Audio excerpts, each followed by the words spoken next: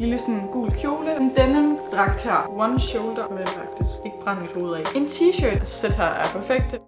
Hej alle sammen og rigtig hjertelig velkommen til den her video her, og velkommen tilbage til min kanal. I dag har jeg en video, jeg skal filme til jer, som jeg har glædet mig latterligt meget til at filme seriøst. Og det er simpelthen fordi, jeg har tænkt mig at lave et sommerhaul. Faktisk mere et sådan unboxing sommerhaul, fordi jeg har så mange pakker. I tror det er løgn. Jeg vil nødt til lige at sætte et klip ind af, hvor mange pakker der ligger hernede på gulvet. Der er 1, 2, 3, 4, 5, 6, 7 pakker, tror jeg. Det er problematisk. Jeg har altså shoppet en lille bitte smule amok med sommertøj, men jeg har så også været rigtig god til at sætte ud af en masse af mit tøj her på det seneste, fordi jeg bare har haft alt for meget tøj. Og jeg føler sådan, når man sætter noget ud, så må man også gerne købe noget nyt. Og jeg føler sådan, hvert år til sommer kommer der bare så meget pænt nyt sommertøj, og så må man jo gerne lidt skifte det gamle sommertøj ud. Og så tænker jeg egentlig også bare, det var sjovt sådan at vise det sommertøj, som jeg har købt nu her til i år, sådan til sommeren i år, sommeren 2022. Så I ligesom også skal få lidt inspiration til at se, hvad for noget sommertøj I måske kunne tænke jer at købe. Og alt jeg har købt her, det er sådan noget, jeg selv har købt for mine egne penge, og bare noget tøj, jeg glæder mig vildt meget til at på nu til sommer. Jeg har købt for lidt forskellige brands. Jeg har købt fra Pull & Bear, så har jeg købt fra noget, der hedder PacSun og Naked og Bershka. Og det er alle 4 hjemmesider, som sender til Danmark. Jeg er jo godt nok i USA lige nu, men jeg er ret sikker på, at alle 4 sender til Danmark stadigvæk. Men jeg skal i hvert fald nok huske at linke til alle ting nede i beskrivelsesboksen, så I kan finde dem også, hvis I kunne tænke jer at købe de her ting. Men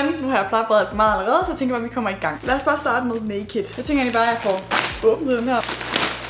Det første item, som jeg sådan lige kan finde her, det er den her mega fine orange trøje, som er sådan, den er sådan virkelig fin med sådan nogle små fine sådan søde blomster på, har bare nogle vildt fine sådan detaljer på sig. Den er ud af sådan noget mesh-agtigt stof, så den er sådan lidt gennemsigtig i det på en eller anden måde, men altså jeg føler det er sådan en perfekt sommertrøje, fordi den er sådan dejlig lækker og sådan let, og så er den bare mega fin sådan i farven også. Det er sådan lige mine sådan sommerfarver. Og for at det ikke skal være løgn, så har jeg faktisk bestilt en kjole med det samme print. Jeg synes virkelig bare, at det her print her er så flot. Og sådan, jeg elsker den her type kjoler, som den her er, fordi det er sådan en, I ved, sådan en halter neck, mener jeg, det hedder sådan en, der går rundt om sådan heroppe i toppen. Sådan her. Så det er sådan en virkelig smuk sådan sommerkjole, der sådan er i sådan noget dejligt, lækkert, let stof også faktisk. Den er i hvert fald virkelig smuk også. Jeg føler, at jeg har købt alt for meget. Nå. Jeg har købt endnu en kjole her også, og den er faktisk gul. Gul er jo min absolut yndlingsfarve, så det giver jo kun god mening, at jeg selvfølgelig skulle have en lille gul sommerkjole her også. Den her er faktisk lidt sådan mere tyk i det på en eller anden måde. Jeg tror, det er fordi, at gul kan jo nemt blive sådan ret gennemsigtigt, så den her har lidt sådan noget underkjolelag i sig på en eller anden måde. Men det er sådan en sindssygt flot, sådan langærmet, rimelig sådan kort gul kjole også, som bare sådan flot lys pastelgul her. Og jeg føler, at det er sådan en, du kan bruge sådan alt, både til sådan hverdagsting og lidt sådan finere brug også. Okay, jeg har faktisk købt en anden gul kjole også. Den her kjole her er to die for. Det er sådan en total fin sådan... Altså jeg ved ikke hvorfor, at jeg vil kalde den her style for en mælkepige style, men det vil jeg. Jeg føler sådan, at det ligner sådan, at du skal ud og mælke en ko med den her på. Yes. Jeg ved ikke, hvorfor det er det, jeg tænker på, men det er det åbenbart. Jeg synes stadig, den er vildt fin. Den har sådan virkelig fine sådan puffy ærmer og nogle fine detaljer her foran med sådan noget sløjfeagtigt værk, og sådan ser bare virkelig sådan flot ud her oppe i toppen, sådan lidt korsetagtigt på en eller anden måde. Det synes jeg er virkelig fint ud, og så er det bare sådan en fin lille sådan gul kjole, og jeg føler også bare, at den her er perfekt til sommer. Nu er gul min yndlingsfarve, men sådan gul er også bare en perfekt sommerfarve, og den skaber bare så meget glæde også. Så har jeg simpelthen også købt mig noget lyserødt her. Jeg elsker også lyserød. Jeg har egentlig bare købt mig en helt basic sådan lyserød t-shirt her, sådan en lille cropped t-shirt. Det er virkelig noget, jeg sådan elsker at have på, sådan nogle cropped t-shirts her, og jeg føler bare, at man kan altid bruge sådan en basic cropped t-shirt her i hvad end farve den nu kan være. Udover den har jeg også købt en anden t-shirt, der er lidt anderledes i det. Det er altså den her hvide t-shirt her, som også er sådan lidt cropped i det, og så har den her virkelig fine sådan lille blonde detalje, der går rundt også, som sådan også gør den går ned i sådan en flot udskæring her. Jeg føler bare, det er nice, at det er sådan en flot hvid t-shirt, men så har den lige lidt ekstra, ligesom har den her lille blonde kant. Jeg har faktisk købt noget andet i hvidt her, kan jeg se. Jeg har simpelthen købt den her hvide mælkepige-top, skulle jeg til at sige nu. Det er egentlig den samme sådan model, som kjolen er i den gule der, men den her der er bare hvid, og så er det selvfølgelig bare en top i stedet for en kjole. Og den har ligesom også alle de der fine detaljer, som kjolen også har, og bare sådan en pæn hvid top, du bare kan bruge til alt også, føler jeg. Jeg har faktisk også købt mig en taske. Jeg har simpelthen købt mig den her lille fine taske her i lyserød. Det her det er faktisk en model, jeg allerede har fra Naked af. Jeg har den i lilla og i grøn. Det er så typisk mig, når jeg finder noget, jeg sådan virkelig godt kan lide, så køber jeg det i så mange farver, fordi jeg bare bliver sådan helt obsessed med det. Men jeg elsker virkelig den her taske her. Den er sådan perfekt, fordi den er ret stor, som I nok kan se, og så går den perfekt sådan over the shoulder. Den passer også godt sammen med den her trøje, jeg er på nu, hva'? Helt klart en nice summer bag. Jeg har jo også en anden pakke her fra Naked, jeg lige tænker, vi skal åbne op også. Og den er jeg ret spændt på også, fordi den har også lidt for mange ting. Jeg elsker jo farver, så det giver jo sig selv, at jeg har købt en masse farver selvfølgelig. Det her er en røvfed top, fordi det er bare sådan en, ja, den der halter neck-agtige style, som jeg ved ikke engang, om jeg siger det rigtigt, men nu siger jeg det bare. I hvert fald den der går sådan rundt om en sådan nakke-agtig, og så er den sådan en flot åben ryg bagpå, og så er den bare perfekt i sådan noget grønt håndklæde-agtigt stof, og så er den sådan nogle fine sådan lyserøde detaljer med også på. Havde den her trøje bare været grøn med noget hvidt på, så føler den har været helt anderledes, end den er med sådan det lyserøde her på. Og det synes jeg er mega sejt. Jeg har faktisk også købt samme trøje i en kjole. Det er nemlig faktisk bare præcis samme sådan model her, som toppen er, bare som en kjole i stedet for her i hvid. Det giver mig lidt sådan en tennis-vibe kjole på en eller anden måde. Det kan jeg godt lidt lide. Jeg gad sygt godt sådan tage på en ferie og så lige spille et lille slag tennis eller sådan noget. Det ved jeg ikke, om kommer til at ske, men det kunne være. I hvert fald så vil jeg nok måske have den her kjole på til. Generelt er det jo bare en sygt sød sommerkjole med de her lyserøde detaljer også, og sådan også i det her håndklædestof. Jeg har faktisk også købt mig 2 bikinier, og jeg elsker virkelig bare at have bikinier på, og jeg elsker at have forskellige slags, så derfor har jeg sådan bestilt lidt forskellige nu her til sommeren. Den ene her er sådan en sindssygt flot en med sådan nogle striber her på, og så har den sådan en lille, mega cute sådan guld hjertedetalje her imellem sådan selve, hvor den skal sidde-agtigt, og det synes jeg ser så flot ud. Prøv at overveje sådan at ligge med den her på, og så få sådan en hjerte-tanline. Jeg ved ikke, hvorfor jeg synes, det kunne være fedt, men det synes jeg åbenbart. Og den har jeg selvfølgelig også købt underdelen til, så det ligesom sådan passer sammen. Jeg har også købt en anden bikini her, som faktisk også er sådan lidt blå-agtig, men den er meget anderledes. Nå, det her er jo så godt nok underdelen. Men nu kan I ligesom se selve sådan printet her på. Det er sådan noget flot, sådan blomsteragtigt print. Og så selve overdelen, det er nemlig sådan en total, jeg ved ikke, hvad den giver mig. Den giver mig bare lidt sådan en, det kunne lidt ligne en bikini, skulle jeg sige. Det kunne lidt ligne en bikini, jeg havde på, da jeg var sådan noget 12, men jeg synes, det er lidt fedt. Og jeg føler, det giver sådan lidt den der nuller vibe. Og jeg ved ikke, om I kan fornemme, at jeg er sådan ret vild med den vibe. Den her bikini her, synes jeg bare er perfekt, og den glæder mig virkelig meget til at have på sommer, også fordi den bare sådan har lidt det her Hawaii-vibe over sig. Jeg har også købt noget andet her, som lidt af sådan en lille sæt her, vil jeg næsten kalde det. Det er i hvert fald lyserødt og passer lidt sammen. Det er simpelthen de her mega fede joggingbukser her i lyserød, som har sådan en, så det er sådan en fin sart lyserød, og så er der sådan en pink stribeagtig, der går ned, og så er de bare sådan lige præcis som jeg vil have et par joggingbukser skal være. Og så jeg tilfældigvis også, at der var en t-shirt, der passede til perfekt i farverne også her, som ligesom har den samme farve lyserød, og ligesom også har noget pink, der ligesom går på ærmerne her, og så står der sådan 82 på, og så er der sådan nogle små Hawaii-agtige blomster på. Jeg føler bare sådan, det her, det kunne også godt ligne noget, at Paris Hilton havde på i 00'erne, og det kan jeg bare godt lide. Jeg er lidt i tvivl om, hvad det her er. Jewelry. Jeg har bestilt nogle halskæder. Det var faktisk fordi jeg så dem her. Det var de her søstre her, der ligesom havde designet alle de her ting, jeg nærmest lige har vist. Og de havde simpelthen også designet nogle halskæder, som bare så pænt ud sammen med selve tøjet. Det er sådan et sæt, hvor der er sådan 3 i. Der er sådan en med sådan en lille hjerte på, så er der en anden en, der er sådan lidt mere choker-agtig, hvor det er en masse små søde hjerter. Og så er der sådan en, hvor der er sådan nogle perler med nogle hjerter og nogle blomster. De her, de vil både være mega pæne sådan sammen, men også sådan hver for sig. De vil faktisk også passe ret godt til sådan den her trøje, jeg er på lige nu. Og så har jeg faktisk også bestilt den i sølv. Jeg har faktisk ikke særlig mange sølvsmykker, og jeg er faktisk mere sådan en guldpige. Men jeg gad godt sådan kunne være begge dele, og jeg gad også godt sådan kunne blande guld og sølv sammen, for det synes jeg ser mega flot ud. Så er det så i stedet for at være, fordi den guld her, den er jo så lyserød, så er det her bare sådan med blå i stedet for, så er det bare et blåt hjerte og en blå lille hjerte, sådan en choker og sådan nogle blå perler med nogle hjerter og blomster også. Det var alt, jeg havde bestilt fra Naked af. Nu tænker jeg bare, at vi skal videre til næste. Skal vi tage PacSun måske? Jeg har bestilt noget fra et brand, der hedder PacSun, og det er ikke et brand, jeg sådan selv var så lige sådan kendt med. Jeg tror, jeg har set det lidt på Instagram, og så var jeg bare inde i deres butik, inde i et center herovre i USA, og så var jeg sådan, de har mange nice ting. Men jeg tænker egentlig bare, at vi skal få lukket op for boksen her. Hold da op. Skal jeg starte med den her? Det gør jeg.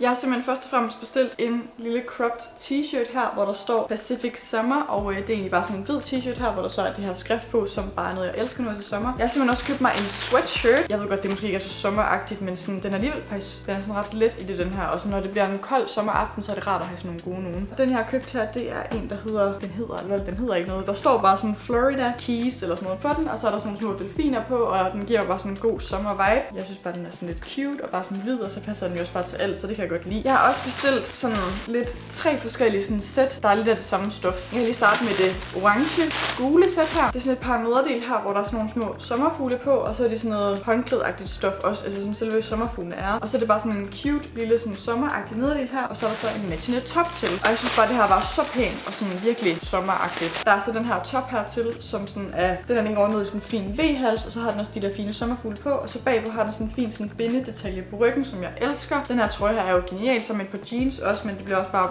flot sammen, det her sæt her, føler jeg. Det kommer jeg til at elske. Og præcis samme sæt, eller samme nederdel i hvert fald, har jeg købt i lilla også. Det er godt nok en anden overdel. Så selve nederdelen her er altså egentlig bare den samme, bare i lilla. Jeg synes, den ser mega fin ud også i lilla, og jeg føler sådan, at den her kan du også pære. For eksempel, den her vil være så flot sammen med den der lyserøde t-shirt, der jeg også har købt. Sådan, det er bare sådan en perfekt sommernederdel, det her. Og der er også købt den her lilla i top her til, som matcher, som I kan se er lidt anderledes i det. Det her er egentlig lidt mere bare sådan et basic top, hvor der så igen er de her sommerfugle på, og så er den bare sådan mega flot lilla farve også. Og det sidste sæt, jeg har købt den her slags, det er det her sådan blå sæt her. Det er egentlig præcis den samme nederdel her, bare i den her mega fine sådan blå farve, og jeg føler bare, at de her nederdel her kommer til at være perfekte sammen, både som sådan det her sæt, som det er, men også sådan hver for sig. Og så selve trøjen til den her føler næsten sådan, jeg ved ikke om jeg føler det her det er den pæneste, men jeg føler fandme den er pæn, fordi den er sådan, ja, sådan en t-shirt her, og så har den de her mega fine sådan bindedetaljer på, og det tror jeg kommer til at elske. Og jeg føler bare sådan, de her sæt her er perfekte, og sådan, jeg elsker sådan nogle matchende sæt, og jeg elsker bare sommertøj. Det er bare life. Derudover har jeg så også købt mig en bikini mere. Jeg var nødt til at eje den, jeg mener det. Hvis der er nogen af jer, der nogensinde har set den film, der hedder Legally Blonde, så forstår jeg mig nu, fordi at hun har nemlig en bikini på der, som er sådan, jeg ved ikke om den er lyserød eller hvad farve den er, jeg tror den er lyserød. Som er sådan lyserød med sådan noget glimmer på, og det var den her også. Og jeg har let efter den her bikini, lige siden jeg så filmen for sådan noget, jeg ved ikke om det er et år siden, nu jeg så den, der var jeg bare sådan, jeg skal have sådan en her bikini. Jeg var faktisk bare nødt til at have mig mit Legally Blonde moment og købe mig en pink glitter bikini, som jeg går på, når jeg er til sommer, og bare live my life, altså. Noget andet jeg har købt, det er altså en kasket. Jeg ved ikke, hvad der er med mig og kasketter, men vi er bedste venner. Jeg så den her, og jeg var sådan, jeg er nødt til at have den. Det er egentlig bare en lyserød cap her, hvor der så er Hello Kitty på, og jeg synes bare, den var vildt cute, og jeg føler bare, det er sådan nice nu her til sommer. Så kan jeg lige have den her på. Den passer også godt til den her trøje her på lige nu, var. Nice. Jeg har tendens til at få meget solbrændt hoved, så hvis jeg skal ligge sådan, så kan jeg ligge sådan her med den på og være sådan farvelagtigt. Ikke brænde mit hoved af. Så er det sådan, at PacSun faktisk har sendt 2 ekstra pakker her, fordi jeg tror måske, de har forskellige sådan lager eller sådan noget. Jeg har lige 2 pakker mere.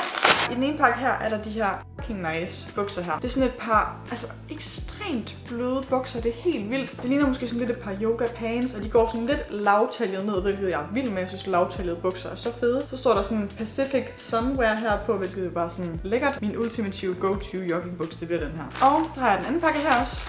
Og det er simpelthen intet mindre end en lille fin bandeau top her. Jeg så bare den her, jeg synes bare, den så virkelig fin ud. Det er sådan en, ja, jeg ved, sådan en stropløs top her, hvor der så er sådan en lille bindedetalje her på foran. Og så er den bare sådan noget vildt dejligt sådan høragtigt materiale, føles det lidt som. Og så er den bare hvid, og føler den bliver perfekt, når jeg er til sommer. Og jeg føler også, den er så pæn sammen med de der brune joggingbukser der. Next up, så har vi Pull and Bear. Og det er også en af mine favoritter. Så bare når man kigger ned, så føler man, det er rent sommer. Først og fremmest så har jeg bestilt noget, som jeg er lidt i tvivl om af mig 100%, men jeg synes bare, den så sej ud. Altså det er sådan en denim-dragt her, som er som en t-shirt, ja. Og så har den sådan en zipper, der går ned sådan hele vejen, sådan ret langt ned, føler jeg. Og så er det egentlig bare sådan en hel dragt i denim, og jeg føler sådan, den kunne se så nice ud. Det kan også være, det er et kæmpe flop, men jeg føler virkelig, den så sej ud på hjemmesiden. Derudover har jeg også bestilt et par jeans mere faktisk også her. Og så er der sådan en mega fin sådan detalje her foran, hvor der er sådan noget bindebånd på, og det synes jeg virkelig sejt ud. Så er de bare sådan helt vildt nice, og sådan lidt mere sådan, de har lidt mere sådan større ben i det her, som jeg måske kan fornemme, og det kan jeg bare også virkelig godt lide. Og man kan aldrig gå galt i byen med et par gode jeans. Derudover har jeg faktisk et par andre bukser her, som er sådan et par totalt lækre sommerbukser, jeg føler, man skal eje. Det er sådan nogle linen-agtige bukser, der man siger, sådan virkelig lækre og totalt tynde, og så er de bare mega sådan perfekte hvide, og så elsker jeg, at man kan binde dem her på toppen, så man selv ligesom kan justere, hvor stramt eller løst de skal sidde. Helt perfekte sådan loose i det, og bare lækre, og jeg føler, at det her, det er sådan, dem her vil du bare have på til alt, og så med et par Birkenstocks til, så kører det bare. Og noget andet, jeg har tænkt mig at style de bukser der med os, det er faktisk en trøje, der ligner uhyggeligt meget den her trøje, jeg er på lige nu. Det er nemlig den her mega fine sådan trøje her, som er sådan noget knitwear-agtigt, sådan noget, hvad nu det hedder, sådan noget hæklet-agtigt noget. Den er totalt ens i forhold til, hvad den her er. Altså sådan, det samme materiale, den er godt nok bare lavet lidt anderledes, men det er sådan, de ligner lidt hinanden, de her to. Men den her er selvfølgelig bare sådan virkelig flot, sådan grøn en her, og lidt mere sådan neutral i forhold til den her. Og jeg synes bare, den er helt vildt smuk, og jeg føler, at den vil være så pæn sammen med de der hørbukser der også. Og så elsker jeg bare sådan de her slags toppe, og sådan de her hæklede ting. Apropos ting, der er sådan lidt hæklet i det, så har jeg så købt mig et lille sæt her, som jeg synes er mega flot. Det er nemlig sådan en mega fin sådan nederdel her, som er sådan alle de farver, jeg vil have i en nederdel, føler jeg. Og så elsker jeg den her lille detalje med, at man også skal binde den op i toppen, og så er den bare perfekt sådan flot med noget orange, lyserødt og sådan bare mega nice sådan sommer nederdel. Og så er der den helt perfekte sådan top her med til os, som igen har sådan, jeg ved ikke om man kalder det her en halterneck også, det gør man måske, men det er sådan en, hvor du også skal binde den sådan rundt om i nakken her. Og så føler jeg bare, at det her sæt her er det perfekte sommersæt, fordi den har en perfekt sådan flot åben ryg, og sådan det her, det er bare sommer i et sæt seriøst, og det kommer jeg til at elske. Jeg elsker sommersæt, hvis I ikke allerede havde regnet den ud, og jeg elsker farver, og jeg elsker bare alt, jeg har købt her. Apropos noget mere sådan hæklet, eller hvad man siger, så har jeg faktisk købt mig sådan en lille sommernet her, som jeg er helt oppe at køre over. Jeg føler, det er sådan et ret stort net faktisk. Jeg føler, man kan have næsten en computer i her, og så er det bare sådan virkelig lækkert, og virkelig sådan flot, og sådan godt sådan strand, og bare sådan sommernet, og sådan perfekt at have sådan over skulderen her. Det er jeg fandme vild med det her. Jeg har faktisk også købt mig noget sort, som jeg er lidt spændt på, om jeg sådan, hvad jeg lige synes, men jeg synes, den så pæn ud på hjemmesiden. Det er egentlig sådan en body stocking her, som så har sådan en, jeg tror, det er nemmere at se, når jeg viser mit try-on, men sådan, den er sådan åben på maven her på en eller anden virkelig flot måde, og kunne egentlig godt ligne lidt sådan en badedragt, men den er bare sindssygt flot, og sådan, jeg føler, det er sådan en virkelig fin top, du både kan bruge sådan, når du bare lige sådan har lyst, men også sådan, hvis du skal sådan noget lidt finere, sådan festagtigt, eller sådan ud og have en drink, eller sådan. Den kan styles både op og ned, hvilket jeg godt kan lide. Jeg har købt mig lidt flere bikinier her også. Jeg har faktisk købt mig hele 3 stykker bikinier, og hvor mange er vi oppe på nu snart? Det kan jeg lige sådan, der må være sådan en bikini count i den her video her. Jeg har købt mig den her mega fine bikini, som er sådan gul med noget lilla på, eller sådan gul orange med noget lilla på. Jeg synes, den ser mega flot ud, og så er den bare meget sådan speciel i forhold til de andre, fordi den har en anden slags overdel her, hvor den er sådan one shoulder overdel og sådan meget fin i det, og bare, ja, jeg ved ikke, jeg synes bare, den er virkelig cute, og jeg føler bare, at den er perfekt nu her også til sådan alt, jeg gerne vil have. Så har jeg også bestilt den anden en her, som er så speciel og så mega smuk. Den er nemlig sådan en totalt flot sådan navy blå, og så har den bare de fineste sådan glitterdetaljer i sig, og jeg føler bare sådan, det gav mig også sådan lidt de der Legally Blonde vibes, som jeg bare godt kan lide. Og så synes jeg bare selve sådan toppen til var så pæn også, fordi det er sådan en, altså det er sådan lidt sådan en bandeau-agtig top, som er vildt svær at vise her lige nu, men sådan en bandeau-agtig top, og så går den sådan op og sådan skal bindes rundt om sådan halsen også. Så har jeg også købt en anden bikini her, som jeg nærmest har købt et sådan helt sæt til, skulle jeg til at sige, for jeg synes det her print var så pænt. Altså selve bikinien ser egentlig bare sådan her ud, og selve printet er bare sådan flot, sådan meget fint lilla, det med nogle blomster på, og sådan lidt blåt og lidt af hvert. Og så selve bikini-toppen er egentlig bare den her sådan meget fine sådan trekants bikini her også, som også er sådan meget semi-normal, og så har den bare lidt fine detaljer med nogle sløjfer og lidt af hvert. Og så var der simpelthen den her mega fine nederdel her til, som man ligesom kan bruge, når man sådan ligesom, altså I kender godt det der med, når man sådan ligger ved poolen eller ved stranden eller noget, man lige sådan skal op og købe eller noget drik eller noget, så det godt bare lige at have noget, man lige sådan kan dække det lidt til med også. Og det synes jeg bare er fedt at have, så den her kan jeg selvfølgelig bruge til andre bikinier også, men jeg elsker bare at have sådan en flot lille sådan bikini-sæt. Og så købte jeg den her hat til, som er lidt speciel faktisk, fordi at det er en mega sød sådan sommerhat, som egentlig bare den er sådan lidt bøllehatsagtig på en eller anden måde, men så har den også de her sådan ting, der sådan lidt går ned, som man jo sådan enten kan binde, eller bare have dem hængende løst, og sådan lige hvad man vil. Jeg skal lige finde ud af, at jeg 100% sådan styler den, men jeg føler, at den var så sød, og jeg føler virkelig bare, at den kan være sådan god nu her til sommer også. Det er altid godt med sådan en lille sommerhat. Det sidste, jeg har købt fra Pull & Bear, det er simpelthen den her lille fine halskæde her. Men egentlig bare den her mega fine halskæde her med sådan nogle små perler i sådan turkisagtig farve, og så er der den her mega fine musling på med en masse fine farver også. Og jeg føler bare, at den gav mig sådan en god sommervibe og sådan lidt surfer-vibes også. Og nu er jeg ikke lige typen, der er surfet, men jeg vil gerne have den vibe alligevel. Den aller sidste pakke, jeg har, det aller sidste, jeg har købt noget fra, det er altså Bershka.